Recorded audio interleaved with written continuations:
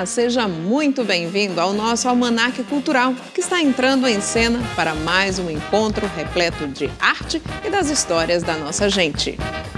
E a gente já sofre algumas consequências de elevação do nível do mar, de aumento das atividades extremas da natureza, como furacões, como escassez de chuva, que é o nosso caso aqui. Depois que os ingredientes ferverem, eu vou acrescentar aos poucos a nossa tapioca granulada e depois o coco ralado, mexendo sempre. Beira do mar, pela noite inteira. Quem vai sem pressa, quem vai? Então eu fui para Taiwan e expus na final lá, num festival internacional que tem lá, que é o maior da Ásia, na Art Revolution Taipei. São pautas que estão sendo suscitadas agora. Imagina, há 30 anos atrás, a mãe, nossa, eu acho que a minha filha, na verdade, tem uma identidade de gênero de um homem. Os pais não conseguiam dialogar com isso. Todos de você contra todos de mim. O crescimento das cidades, das indústrias e do número de automóveis tem causado sérios problemas ao meio ambiente. O desenvolvimento é importante, mas de forma sustentável, para saber de que forma cada cidadão pode contribuir para a preservação do nosso planeta, estamos recebendo a jornalista, professora e mestre em desenvolvimento em meio ambiente. Maristela Crispim, muitíssimo grata por sua presença aqui no nosso Almanaque Cultural. Maristela, Eu que agradeço. Nesse tempo todo, saindo da Universidade Federal do Ceará, onde você fez jornalismo, né? Por que você quis se dedicar a essa área do meio ambiente? Não era um tema muito voltado inclusive para os estudos na Universidade Federal, né? Como foi que ele surgiu na tua vida? Olha, eu sempre tive um apreço muito grande pelas coisas ambientais. Eu sempre gostei muito da natureza. O primeiro artigo que eu escrevi dentro do curso de comunicação foi sobre ecologia. O meu trabalho de conclusão de curso também foi sobre meio ambiente. E muito cedo eu me envolvi com o movimento ambiental. Né? Naquela época... Tem a ver com o marido, ligado ao Partido Verde? Também. Eu procurei, na realidade, o Partido Verde naquela época. Mas que foi que veio primeiro? Interesse pelo verde ou o partido ou o marido? Olha, as coisas vieram quase ao mesmo tempo. Porque eu procurei e aí... teve esse envolvimento todo. Mas é porque o Partido Verde, naquela época, ele era mais movimento ambiental do que partido, né? Partido político. Então, desde muito cedo eu me envolvi com isso e comecei a estudar um pouco mais. E, enfim, fui seguindo nessa carreira e estou aqui hoje. Nesse tempo todo, você viu crescer, né, o movimento em busca de um mundo melhor, de uma natureza mais preservada. Só que, se de um lado a gente pede que a natureza seja mais preservada, tem um outro muito maior que destrói muita coisa, né? Como é que está essa relação? Olha, quem está perdendo mais? A gente vive um momento muito difícil. A gente, voltando na história, isso começou na época da Revolução Industrial ainda. A gente começou com a combustão, o motor a combustão, os primeiros veículos, as primeiras indústrias, a fabricação do plástico. Só que a nossa população foi crescendo, foram aumentando as necessidades, entre aspas, de consumo, porque a gente consome muito além do que a gente precisa na realidade. E a gente chegou a um ponto que o ser humano foi capaz de interferir no próprio processo natural. Né? As nossas emissões de gases conseguiram amplificar a questão do aquecimento global e a gente já sofre algumas consequências de elevação do nível do mar, de aumento das atividades extremas da natureza, como furacões, como escassez de chuva, que é o nosso caso aqui, excesso de chuva em outras regiões. Mas aí a gente tem, de um lado, um dos presidentes dos países mais poderosos do mundo, como os Estados Unidos, que não acredita em aquecimento global, que não acredita que a poluição possa estar causando algum problema ao planeta. E aí? Infelizmente, né? A gente, como eu disse, a gente vive um momento difícil e que é mais dificultado ainda por esse tipo de visão. Que, assim, hoje você tem um dos homens mais poderosos do mundo com essa visão. Mas, na realidade, é uma parcela ínfima, quase desprezível da comunidade científica que comunga com as ideias dele, né? Mas é nela que ele está se baseando. É né? nela que ele se baseia, infelizmente. Mas é aquela visão economicista, né? Imediatista, que só pensa no produzir hoje riqueza, vamos ser prósperos, mas não pensa no futuro dos filhos, dos netos, Sabe dos que que virão. me lembra, para quem tem filhos como nós, eu só lembro daquele filme Wall-E, né? A Terra ficou só com o lixo e tiveram que sair daqui para ir para outro local, porque estava insustentável a forma de vida aqui na Terra. Será que a gente vai ter essa nave para escapar? Eu espero que a gente não precise, mas assim, se você for avaliar o planeta, ele parece que consegue dar um jeito, dar uma volta. Se você for avaliar há milhões de anos atrás, a gente teve catástrofes ambientais no planeta que extinguiram praticamente quase todas as formas de vida.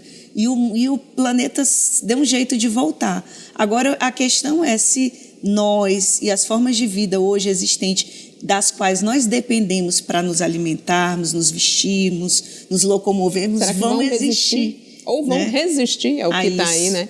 A gente está se envenenando muito, né? Os frangos têm hormônio. O gado também tem hormônio, né? Então você não come nem peixe, nem frango, nem gado, nem porco. Aí você tira a carne. Não, vou virar vegano. Aí as frutas, verduras, hortaliças, legumes, cheio de agrotóxico. Você vai viver de água e luz agora, né? Não, água não, porque pode estar contaminada também. Você vai viver de luz, né? Porque a gente vai chegar a um ponto em que a gente não vai ter mais como sobreviver nesse mundo sem estar sendo contaminado por algum tipo de coisa. Hoje eu recebi um comunicado da ONU que a estimativa para 2100 é de 11 bilhões de habitantes no planeta. Como alimentar toda essa população? Já existem estudos que indicam que é na variedade de alimentos que se encontra a solução.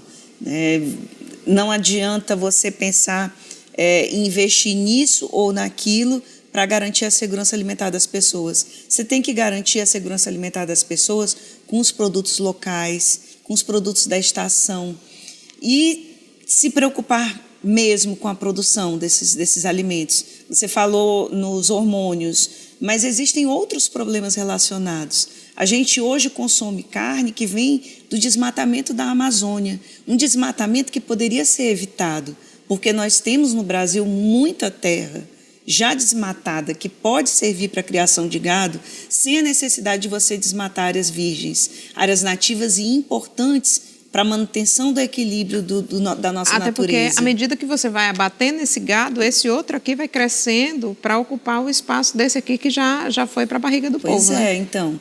E com relação aos agrotóxicos, a gente tem um problema sério, seríssimo, que vai da contaminação do solo e da água, do próprio agricultor que aplica aquele produto, à nossa saúde, nós que ingerimos esses alimentos. E agora, recentemente, o nosso governo coloca a liberação de mais 166 produtos. Inclusive proibidos fora, inclusive, né? Eram banidos daqui de vários países, exatamente pela alta periculosidade desses produtos. Então, assim, como é que a gente fica, né, diante de uma situação como essa? Como é que a gente pode ser sustentável nesse mundo?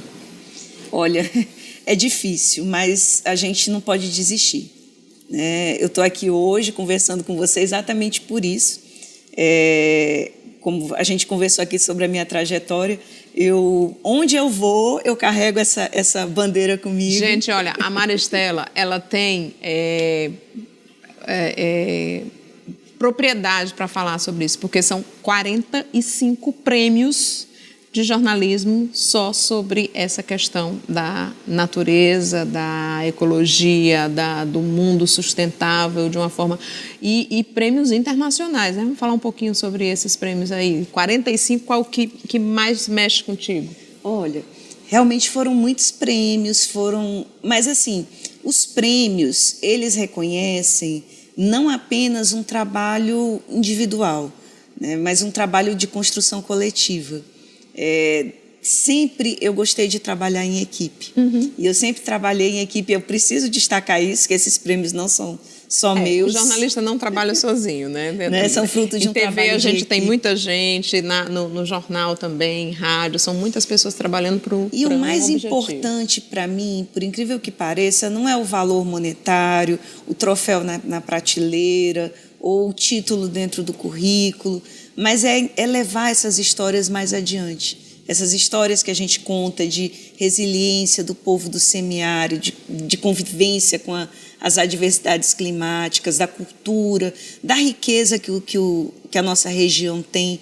Então, assim, poder levar essas questões no nível regional, nacional, internacional, eu acho que é um grande prêmio que a gente recebe, de não só os nossos leitores serem contemplados com essas informações, mas outras pessoas. Porque, assim, eu sempre investi, eu tenho procurado investir nas coisas positivas, nas coisas boas, no que a gente está fazendo de bom, no agricultor familiar que desenvolve uma tecnologia ou que é beneficiado com uma tecnologia.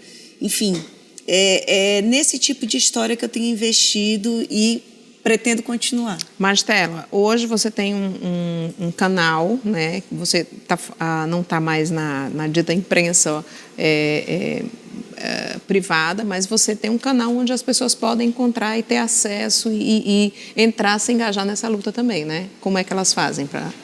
Bom, tem poucos meses, né, que eu criei a agência Econordeste. Ela é uma agência de conteúdo exatamente voltada para as questões da sustentabilidade na nossa região, que eu acho assim, que a gente precisa ter mais canais como esse.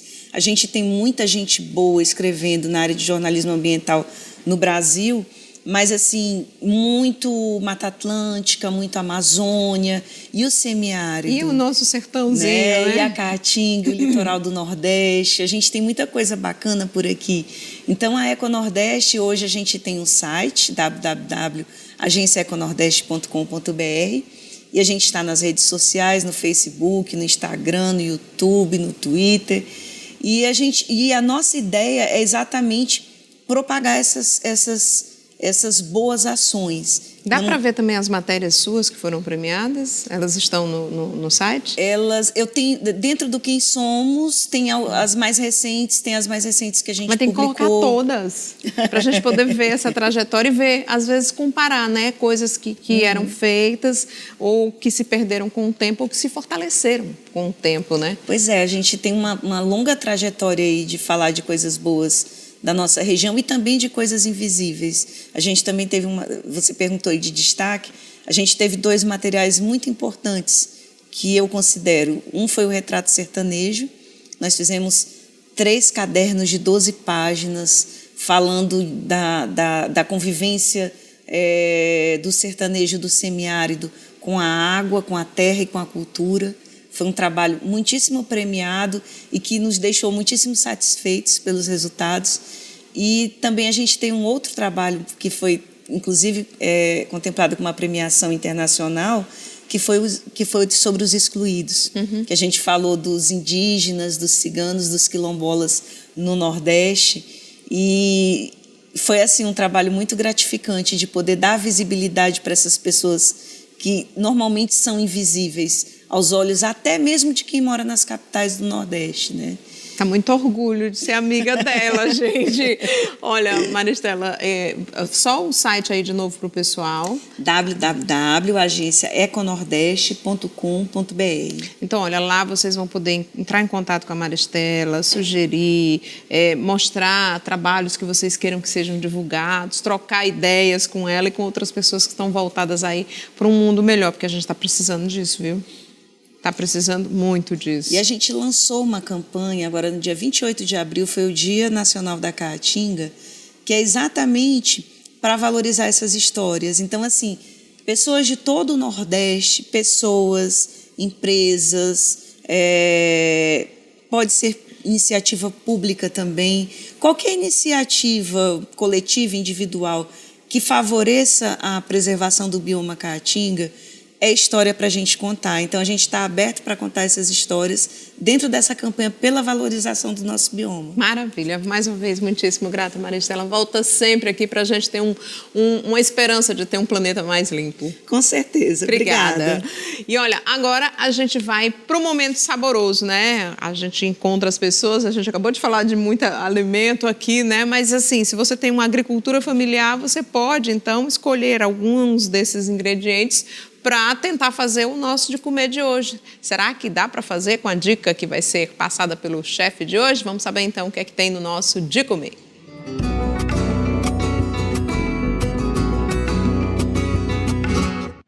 Olá, Carla Soraya. Olá, pessoal do Almanac Cultural. Hoje nós iremos preparar uma receita muito gostosa e muito fácil de fazer. O nome da receita é bolo de tapioca. Vamos lá aos ingredientes.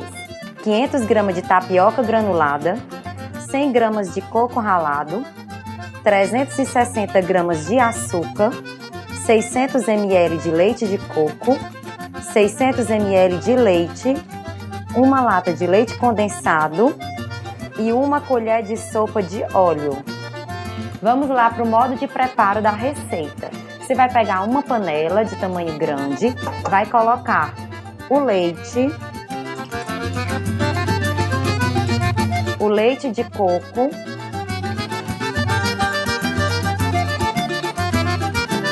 o açúcar,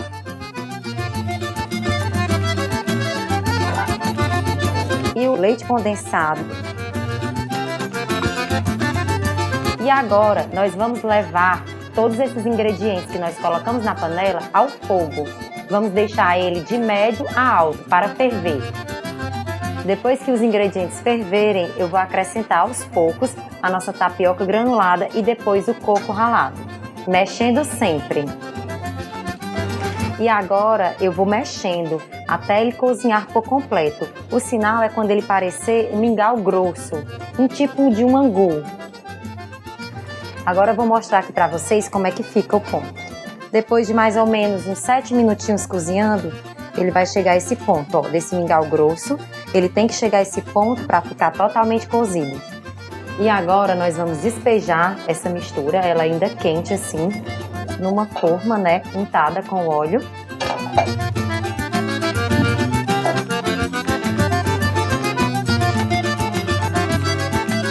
E agora nós vamos levar essa mistura aqui para descansar na geladeira durante 4 horas. Depois você vai retirar da geladeira e desenformar. E após o nosso bolo pronto e desenformado, nós iremos finalizar com leite condensado e com o coco ralado.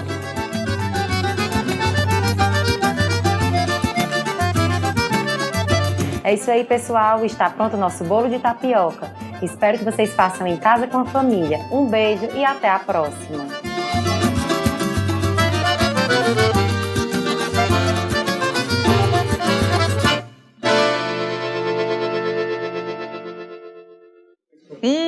Mais uma delícia de dica para você fazer aí no seu final de semana, reunir os amigos ou para uma pessoa especial.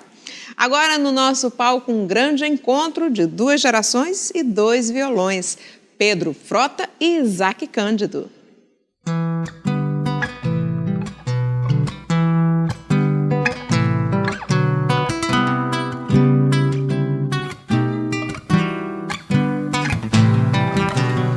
Beira do mar, pela noite inteira. Quem vai sem pressa, quem vai sem querer chegar. Do lado de lá, além da fronteira. Quem vai sem pressa, quem vai sem saber voltar. A vida é bem mais que a primeira ilusão ligeira, verdadeira voz a iluminar a cidade inteira, qual terra estrangeira, derradeira luz do meu cantar. Beira do mar, pela noite inteira. Quem vai sem pressa, quem vai sem querer chegar do lado de lá, além da fronteira. Quem vai sem pressa, quem vai sem saber voltar. A vida é bem mais que a primeira ilusão ligeira, verdadeira voz a iluminar a cidade inteira, qual terra estrangeira, derradeira luz do meu cantar. Se não vai ter fim, se te quero sim, se o amor em mim se libertar. Nas noites a mais já tão desiguais, se o amor nos faz acreditar.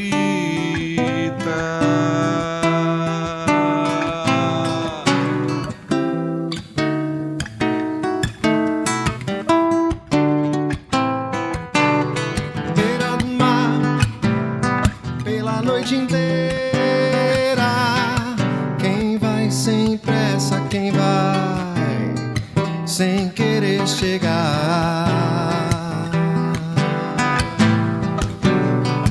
Beira do mar, pela noite inteira, quem vai sem pressa, quem vai sem querer chegar.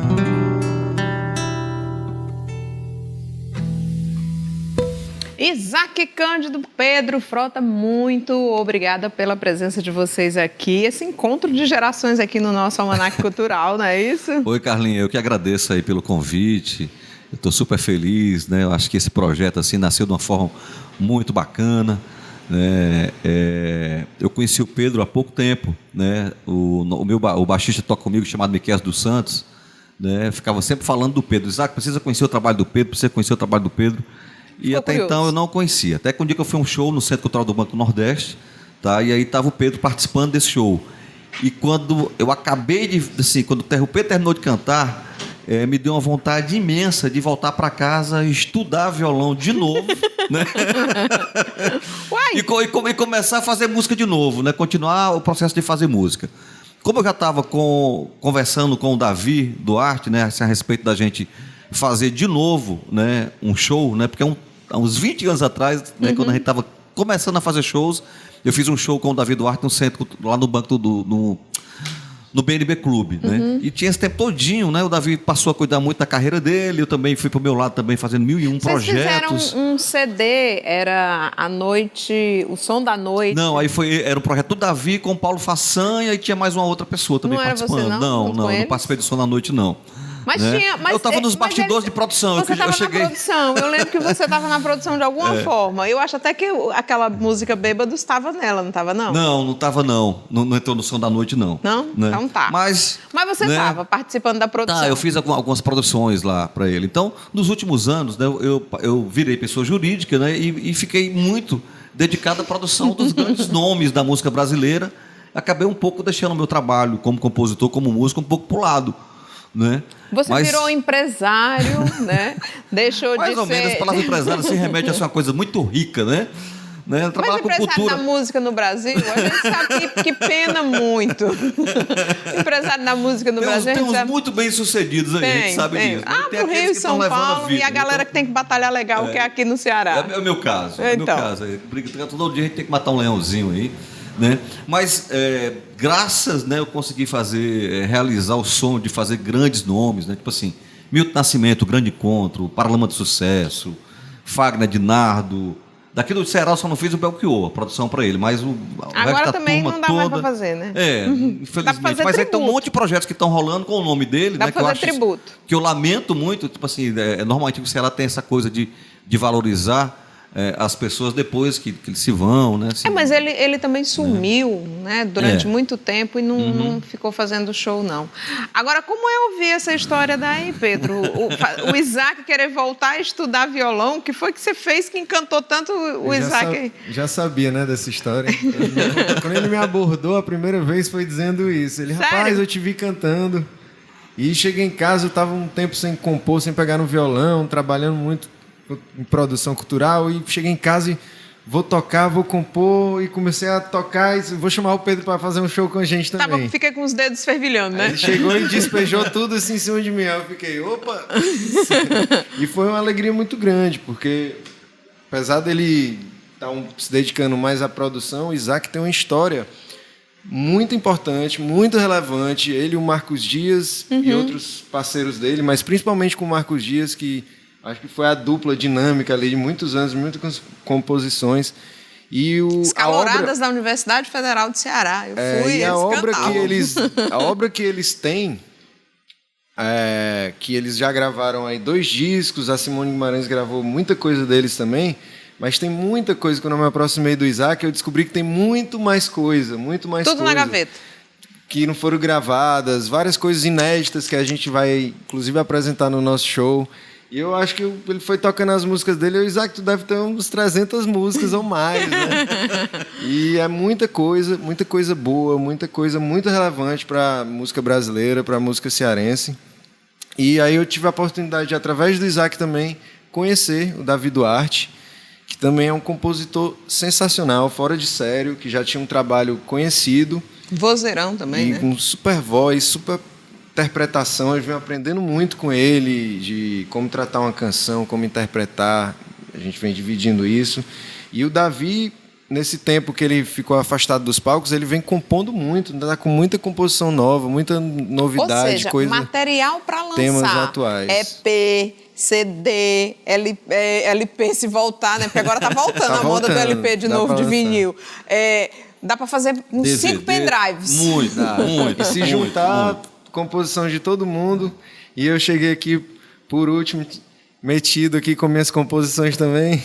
Aí a dificuldade do show foi selecionar tanta coisa, assim. Tá certo. Meninos, como as pessoas vão poder saber os dias, os horários, os locais, a agenda de vocês para esse show ou para os shows individuais de vocês, né? As redes sociais. Bem, fizemos um lançamento em grande estilo, que foi no Cine Teatro São Luís. Agora, no próximo dia 20 de julho, estaremos com o show Somos Todos Nós Assim, no Centro Cultural do Banco do Nordeste, às 19h, às 19 horas. E queria reforçar o convite para quem não foi, quem perdeu a oportunidade. Então, quem quer rever, né, vamos lá, vai ser...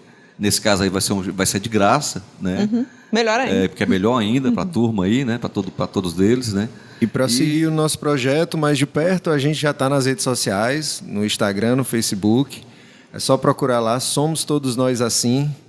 Vai encontrar lá minha cara, do Isaac, a do Davi. Agora, porque somos todos nós assim. Aí você fica pensando, somos todos nós assim, assim. É para deixar essa interrogação, somos o quê? Nós o quê?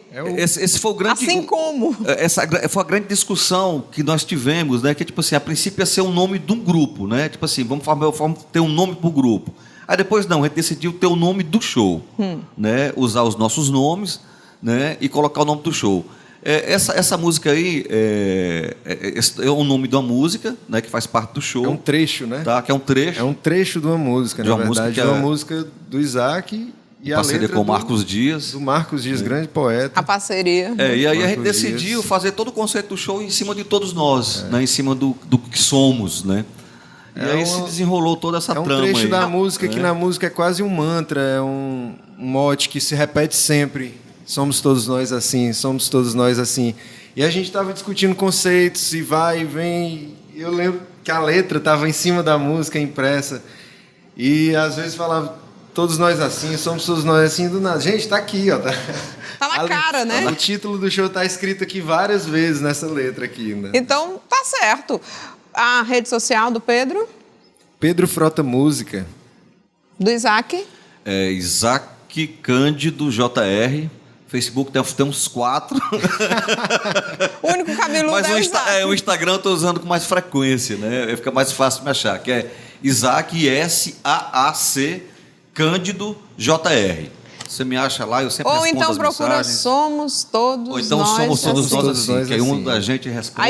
Aí vocês marcam vocês mesmos e aí o povo vai procurar. Isso. Tá bom. A gente pode ouvir mais uma? Claro. Então vamos lá, ouvir um pouquinho mais de Pedro Frota, Isaac Cândido aqui no nosso Almanac Cultural. E não esqueça, você pode acompanhar o nosso Almanac também nas redes sociais, Almanac Cultural CE. E aí você vê também fotos dos bastidores dessa gravação.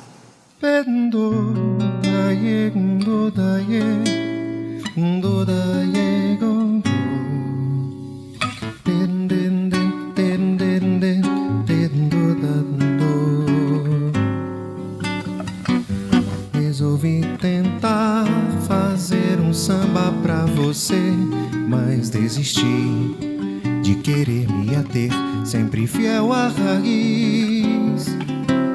O meu samba é uma melodia que se esvai pelo ar, e a direção, meu peito sincopado é quem diz. Como lenitivo da alma que sinto, sente a falta do bem e sem motivo se põe a pensar em tudo que há mais além. Se me consolar, vou compor e dispor desse momento de introspecção, profusão do meu ser verdadeiro, destino primeiro de um samba canção. Som que é pra servir o sentir que bate no peito de um compositor.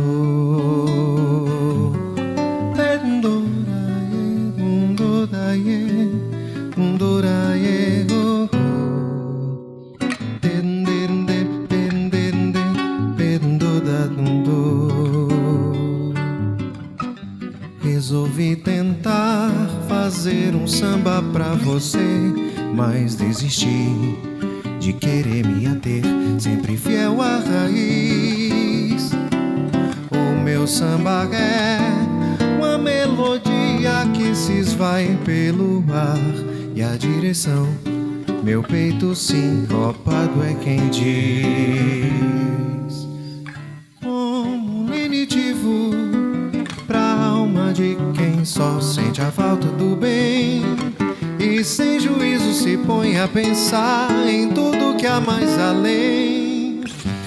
Se me consolar, vou compor e dispor desse momento de introspecção, profusão do meu ser verdadeiro, destino primeiro de um samba canção. Som que é pra servir o sentir que bate no peito de um compositor, e dispor desse momento de introspecção, profusão do meu ser verdadeiro, destino primeiro de um samba canção. Som que é pra servir o sentir que bate no peito de um compositor.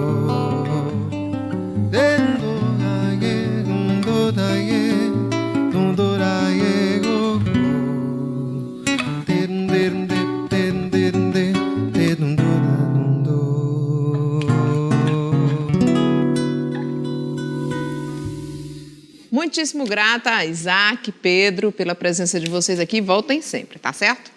Agora, a gente vai falar com ele, que é consagrado em mais de 20 países. Artista plástico cearense está com uma turnê programada para 3 continentes: Ásia, Europa e América do Norte. Mas, no momento, ele está aqui no nosso Almanac Cultural. É um prazer recebê-lo, Juca Máximo. Muito obrigada por sua presença. Põe a mão aqui.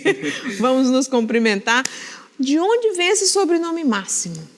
Vem de Vazia Alegre, né? Uma família tradicional de lá. E Já era o Máximo desde o nascimento, né? eu brinco dizendo que não é boçalidade, é sobrenome, né? Mas é uma família bem tradicional de Vazia Alegre. Agora, como foi que você se interessou pelas artes plásticas, né? Quem foi o primeiro artista plástico que chamou a sua atenção para que você dissesse assim, poxa, eu quero ser igual ou melhor do que ele? Eu tinha um vizinho, né, que se chama Michel Távora. Ele é um artista plástico bem consagrado aqui em Fortaleza, né, reconhecido. E ele era meu vizinho da direita. E eu, de vez em Que quando, bairro era? Cidade Dicionários. E aí, de vez em quando, eu ia visitá-lo para brincar ou ver algum brinquedo dele. E aí, eu sempre estava pintando camisas à mão. Aí eu pensei, não, isso é muito legal, eu quero fazer também. Então, desde os 16 anos que eu vejo o Michel pintando camisas e telas, aí eu fiquei interessado pelas artes plásticas. Agora você chegou a fazer algum curso ou foi instintivo mesmo? Você viu, não, peraí que eu vou experimentar isso aqui e foi dando certo. E quando foi que surgiu a tua primeira exposição? Pronto, eu sou publicitário há 10 anos, né? E então sempre trabalhei com direção de arte, com ilustrações, né? Então, assim, eu fiz alguns cursos aqui em Fortaleza de desenho, né? Eu não desenhava só com palito mesmo. E Como é desenhar só com palito? Boneco de palito. Ah, tá, aquela bolinha. E aí eu tive que aprender a técnica de desenho, né? Então, eu estudei, Isso fiz significa cursos. que eu tenho possibilidade no futuro de desenho é uma técnica. pelo menos sair do palitinho também. Tem sim, desenho é uma técnica como música, você tem que aprimorar e estudar muito, né? Estudar o quanto puder para poder aprimorar a sua técnica, né? Então, assim, fiz cursos e estudei publicidade, fiz design, fiz artes plásticas, não completei todos, né? Mas eu estudei o que eu precisava para me aprimorar com a imagem, então, e me tornar um especialista na imagem. E a tua primeira exposição? Quem foi que disse? Poxa, Juca, você já tem tanta coisa legal aí, vamos fazer uma exposição? Pronto, minha primeira exposição, por incrível que pareça, foi em 2016, no final do ano, um coletivo. Tá, então tá muito recente. Foi. Exposição mesmo, né, de arte. A primeira vez que eu pintei em tela foi em 2016. Eu trabalhava com papel, com aquarela, mas tela mesmo, a minha primeira tela foi em 2016. E aí, onde foi essa exposição? Foi no Salinas, no Shopping Salinas, né, numa escola mais design, com o Michel, com a Raíssa Cristina, com outros artistas plásticos. Agora, como é que foi essa explosão do Juca Máximo, que saiu do Ceará e está com essas exposições todas marcadas aí para 3 continentes, né? Que é o sonho de muito artista que não conseguiu, às vezes, sair nem do próprio estado, imagina do país. Foi uma surpresa muito grande para mim, porque o primeiro festival que eu escrevi eu ganhei, que foi no Canadá, né? Fui bronze em Toronto. Vous parlez français?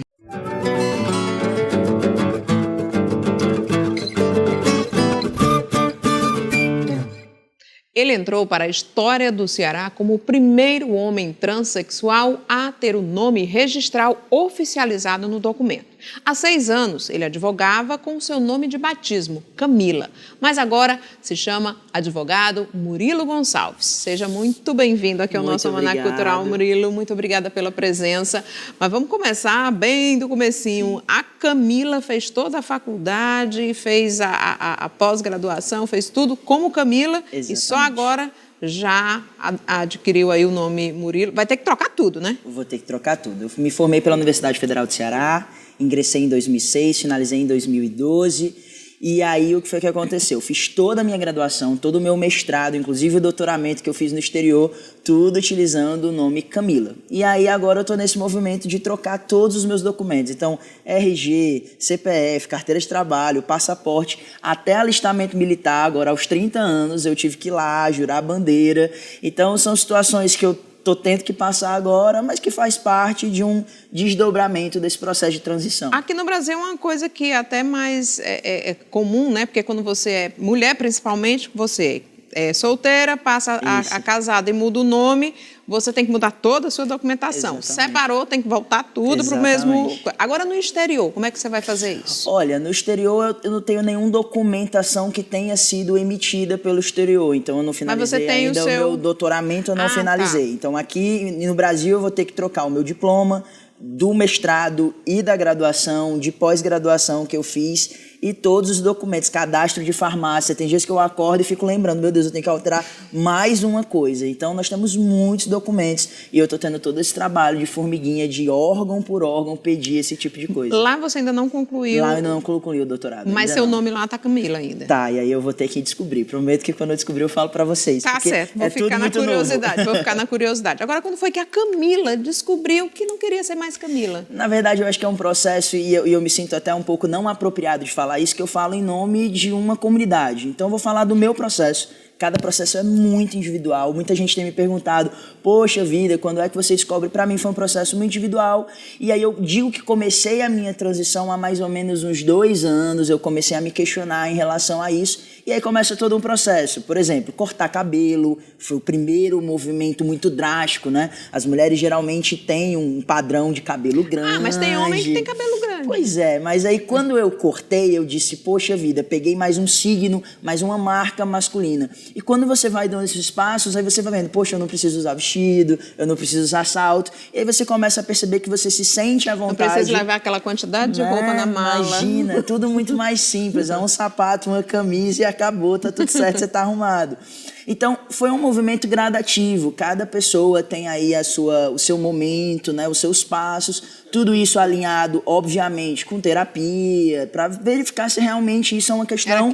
Não é fácil. Eu não digo para ninguém tomar uma decisão dessa de um dia para a noite. Não acho que é assim. Acho que você tem que se indagar. E quando você acha que aquilo realmente vai te fazer feliz, então você toma os passos, pesquisa e vai meio que tateando para ver até que ponto você acha interessante. Tem brinco, tem tinha brinco. Orelha furada. Nossa, a minha mãe, ela aquela tem mãe... Tem 2 buraquinhos aquela mãe em cada bem orelha. tradicional. Então eu pego assim, poxa, mãe, eu era um boneco, parecia um bolo vestido de tanto babado, laços enormes. Então assim, não foi... Você usava cabelo muito grande? Muito grande. Depois eu mando aqui fotos para vocês virem assim.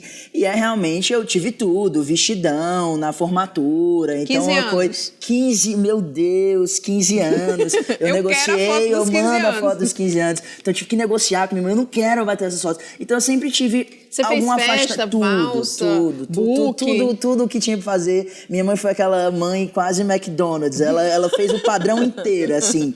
Tudo que tinha para fazer, ela fazia. E eu nunca me senti muito à vontade. Eu, em um determinado momento, não entendia muito bem, porque são pautas que estão sendo suscitadas agora. Imagina, há 30 anos atrás, uma mãe, nossa, eu acho que a minha filha, na verdade, tem uma identidade de gênero de um homem. Os pais não conseguiam dialogar com isso. A palavra identidade de gênero não se juntava, E aí o máximo que a gente tinha, vamos botar e voltar 2 décadas, 3 décadas, era a questão da orientação sexual, que é completamente diferente, né? Então, hoje eu digo, eu sou um homem trans hétero, a pessoa fica assim, peraí, eu não tô entendendo. Vamos traduzir por você não consegue entender. Então, eu sou um homem... Como é que você traduz? Eu sou professor universitário, então eu tento ser o mais didático possível para que as pessoas entendam e não coloquem isso na conta do tabu, porque não é um tabu. A gente precisa dialogar, levar informação e a partir daí as pessoas vão se apropriando dessas pautas. Quando a gente fala em orientação sexual, é a pessoa pela qual você tem desejo, você tem tensão, você tem pulsão sexual. Você pode gostar de parcerias masculinas ou parcerias femininas, e aí vai depender. Você pode ser uma mulher lésbica ou um homem gay. Isso é uma questão, por quem você se sente atraído. Identidade de gênero é outra coisa completamente diferente. É como você se identifica. Você pode ter nascido uma mulher e ser uma mulher cis. Então você nasceu como uma mulher e gosta de se apresentar como mulher. E você pode ser um homem cis, que nasceu homem e aí também vai se apresentar como homem. As pessoas trans são aquelas que não se identificam com o seu corpo, é o que a gente chama de disforia. Você não se sente muito à vontade, às vezes, com seus seios, você não se sente muito à vontade, às vezes, as mulheres trans... Tem mulheres que passam faixa nos seios, você usa né? faixa. As mulheres trans, por exemplo, não gostam do pomo de Adão, a voz mais grossa. Então, tudo é uma tentativa de você se realinhar para você circular dentro de uma sociedade de um modo muito mais interessante. Eu acho engraçado agora, todo mundo, meu Deus, você tem barba, o que foi que você fez? Eu digo, olha, isso faz parte da transição. É exatamente isso. É você buscar alguns signos que vão lhe identificar. Eu tenho amigos trans que não querem barba. E aí vai muito de pessoa para pessoa. Mas aí você estimulou a barba através de hormônio. Exatamente. O processo de transição de rigor, isso também não é uma regra, você começa o que a gente chama de hormonioterapia. Obviamente, com acompanhamento de um médico, um endocrinologista, ele vai fazer a sua avaliação hormonal e, por exemplo, a minha transição, ela envolve apenas e tão somente a tomada de testosterona, que é o hormônio masculino. Mas, Murilo, me diz uma coisa. As mulheres já têm propensão a ter alterações hormonais todos os meses, né? A alteração hormonal mensal, somada a uma hormonioterapia, isso não vai, por exemplo, mesmo que você tenha uma outra identidade, te deixar mais propensa a ter algum tipo de câncer por conta dessa... Isso eu acho que é uma questão de ordem, é questão de saúde também que você tem que se preocupar. E aí eu pesquisei muito, é um problema que a gente tem, que a questão da transexualidade, ela é uma pauta nova, inclusive no mundo médico. Então a gente não tem estudos de casos de 30, 40, 50 anos para saber quais serão os reais efeitos. Então eu não posso ser até porque trazer numa uma mulher informação. que entra na menopausa, que toma medicação, hormonioterapia, tem um estudo comprovando que algumas, dependendo do tipo de hormônio, tem câncer com mais facilidade. Não há ainda no mundo trans essa questão científica já apurada e já taxativa de isso vai acontecer, isso não vai acontecer. Do ponto de vista do protocolo médico, e eu estou falando inclusive de saúde mental, a Organização Mundial da Saúde, a OMS, já tirou a transexualidade do rol de doenças. Então, primeiro, não é doença. Então, você tem uma questão de seguinte, será que é melhor eu ter uma vida plena, do jeito que me entendo como sou, feliz, ainda que, sei lá, eu vou perder... Não sei nem se vou perder, pode ser que ganhe, mas se vou perder 1 ano, 2 anos de vida, é melhor ter uma vida plena.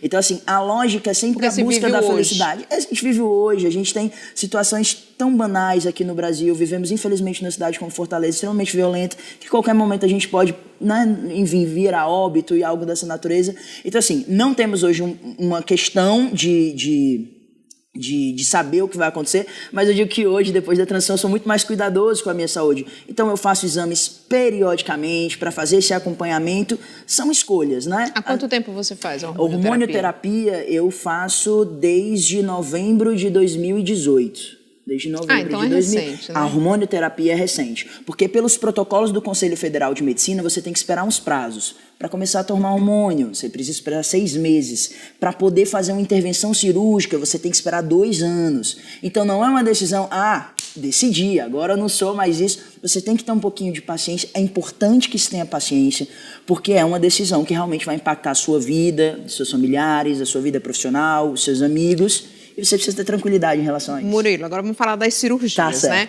Você falou que as mulheres trans, elas se incomodam com o pomo de Adão, né? Dá para retirar o pomo de Adão sem interferir em nada? Eu não sei nem por que é que nasce aquele negócio nos homens. Mas... Eu também não sei, do ponto de vista do sei. Eu sei que é o seguinte... essa anatomia eu não entendo, não. Dá para fazer, assim, situações as mais variadas possível. As meninas, as mulheres trans, elas fazem... Não tem agora, tá na moda, né? Essa harmonização facial e tal. Dá para construir tudo. É impressionante o que a medicina consegue fazer. Fui um dia desse num fono, porque, por exemplo, a minha voz, ela timbrou pra... Ela tá mais grave. Por causa também do hormônio. Por causa também do hormônio. Como diz no popular, engrossou o gogó. Então, as meninas... Eu fui perguntar para um fonoaudiólogo e para um médico se dava para as meninas afinarem a voz mediante cirurgia. Também é possível. Então, do ponto de vista de intervenção cirúrgica, dá para se fazer muita coisa, né? Você vê, os novos estudos agora têm feito a possibilidade de transplante de útero para mulheres trans. Porque já há no mundo uma mulher cis que recebeu um útero de uma outra mulher que já tinha vindo a óbito e ela já gerou um filho. Então, no mundo, a gente já tem transplante de útero. A nova pesquisa agora que se vai ter é se é possível transportar um útero para uma mulher trans, que foi uma pessoa que nasceu biologicamente como homem. Então, a medicina, alguém pode dizer, tá brincando de Deus. Olha, a gente tem que ter muita tranquilidade, cada um confessa o que quiser, mas as escolhas individuais, elas, se não afetarem as outras pessoas, elas têm que ser, no mínimo, se não endossadas, no mínimo respeitadas. Pauta é sempre essa. Você vai tirar os seios? Eu vou. Você hoje passa faixa? Já. Hoje a gente usa faixa, é incômoda e tal, mas eu vou tirar porque eu quero tirar. Mas, repito, há meninos que não querem intervenções. Tem gente que é da lógica do quanto menos, melhor. Eu não me sinto à vontade e vou fazer a mastectomia. Vai mexer em mais alguma coisa? Não, por hora não. As outras cirurgias, eu vou falar abertamente, eu acho que esse é o espaço. A gente está tendo um espaço aqui que talvez não seja dado em lugar nenhum. Tem 2 tipos de cirurgia. Tem a vaginoplastia e tem a faloplastia. A Tailândia, parece até brincadeira, porque a Tailândia é o lugar, talvez, de referência em termos de vaginoplastia. Falando em português de arquibancada aqui, vaginoplastia é quando você vai retirar o seu pênis e fazer a cirurgia para reconstrução de uma vagina, e a faloplastia é o inverso. E aí a faloplastia, que seria, em tese, a cirurgia que eu iria me submeter, se eu quisesse, o ponto de referência é Londres. São cirurgias extremamente caras, no Brasil é em caráter experimental. Pra você ter noção, amiga minha... Mas fica com todas as funções? Fica com todas as funções, assim, dá para fazer... coisas que você... Eu não sabia que a medicina chegava a tal A ponto. medicina chega nesse ponto. Então, assim, mas o que a gente tem que colocar, e isso que eu queria colocar para não parecer que você só transicionou se você fez cirurgia, se você tomou hormônio, não é isso. Existem, por exemplo, pessoas que são não binárias, né? Muita gente brinca que hoje há uma sopa de letrinhas, né? LGBTQ+. Mas é o seguinte, pode ter um universo de letrinhas e todas têm que ser respeitadas. O que é queer, né? É o queer, né? Queer. Aí tem as pessoas que são não binárias, aí tem as pessoas que... São 13 tipos, né? Ou Olha, mais. são infinitos. Cada dia, eu mesmo que faço parte dessa sigla, A última vez que eu conversei com uma amiga minha que é sexóloga, ela dizia, não, eram 13 tipos, eram 17 tipos. Aí eu disse, será que não é mesmo isso? Eu realmente, em algum momento, eu tento me apropriar, porque eu acho importante que a gente conheça o outro para respeito, mas há alguns momentos que eu dialogo com a sexóloga que me acompanha também, doutora Débora Brito, e o Débora, o que foi que surgiu de novo para a gente poder dialogar. Então, eu acho importante que a gente comece a se apropriar, e é isso. A pauta é respeito, não é imposição, não é briga, ninguém está fazendo mal a ninguém. Olha, eu faço tudo que eu faço, dou aula para um monte de gente, advogo, e estou fazendo a minha parte e sendo feliz. E como é que foi para os alunos da Camila, para os clientes da Camila, de repente chegar e ver o Murilo? Ai, olha, foi uma Camila celebração. Gonçalves. Era, Camila, então eu chegava de barba até, um pouco tempo, esse ano ainda, de 2019, eu chegava e botava já de barba, terno, Camila Gonçalves. Eles ficavam assim, como assim, né? Trocou o professor... Mas é isso, em algum momento eu fui a Camila, eu não tenho raiva da Camila, a Camila me trouxe até o homem que eu sou hoje. Eu fico brincando com os meus amigos que eu sou um homem 2.0, porque eu consigo entender o que uma mulher passa, às vezes o desrespeito, e é isso que a gente precisa ter. Se a gente tiver esse olhar de cuidado com o outro, a gente consegue circular muito melhor. Mas os meus alunos me recepcionaram de uma forma brilhante, festa... Até porque a turma do direito tem que ter uma mente mais aberta para enfrentar esse tipo de coisa. O pessoal né? do direito, a gente tem que ter essa abertura ao novo, somos os grandes palanques de modificação social. Então, foi muito interessante. Os meus alunos ainda bem aceitaram de boa. Obrigada, Murilo. Por nada, Você foi um o primeiro de muitos que Tomara virão por aí, que né? venha mais espaço. É isso que eu estou querendo fazer. De forma alguma, uma questão imagética para mim e sim para colocar essa pauta em discussão. Tá Muito certo. obrigado. Mais uma vez, muito obrigada. Volte Prazer. sempre que quiser e puder. Obrigado. E agora a gente agradece a sua companhia, a sua participação. Não esqueça de nos acompanhar nas redes sociais, o nosso Instagram, Almanac Cultural Ceará. Segue a gente lá que você conhece também um pouco dos bastidores da produção desse programa. Um grande beijo, Ceará, um beijo, Maior Brasil, um cheiro bem grande para todo mundo. E fiquem agora com o som da banda cearense Cães de Caça. Até a próxima edição.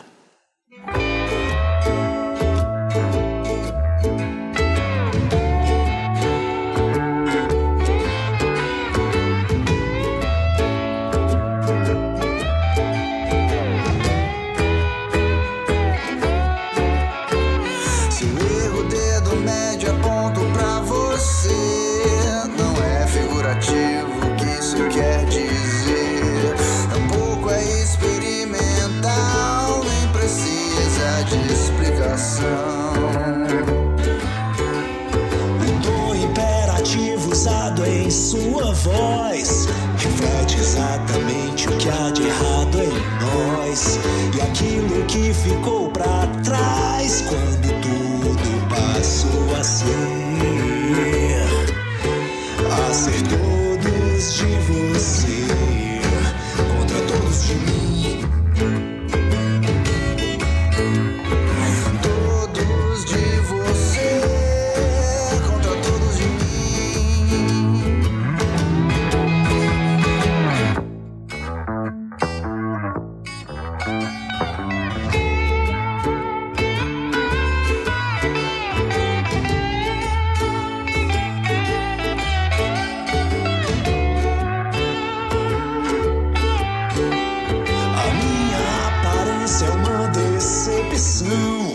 Pro seu temperamento infanto-juvenil que teima em afogar as mágoas que aprenderam a nadar. E o conto do vigário pode até servir, mas a fábula do sapo e do escorpião é a melhor forma de explicar como tudo passou a ser. ser todos de você contra todos de mim. Todos de você contra todos de mim. Yeah.